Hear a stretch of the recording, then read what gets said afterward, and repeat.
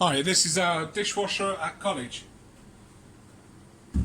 So, we have an on and off button here. So we're going to turn this on now. Okay, and these two are going to be over 70 degrees. We look inside, and we have a wash arm here. And this just closes back up when we want to use it. So we have two types of tray. We have a cutlery tray, or pots and pans, which we put in there. And we have a crockery tray.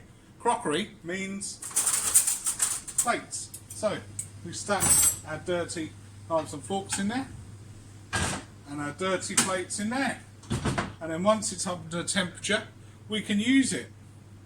If we want to empty it, under here there's a plug. And we put it in, and it only takes 1 or 2 minutes. So, back to me, and we'll show you how to work it. So we put them into the dishwasher like that, slide them in, close the door, and press the button. And wait for the button to stop flashing, and that will mean we have washed them.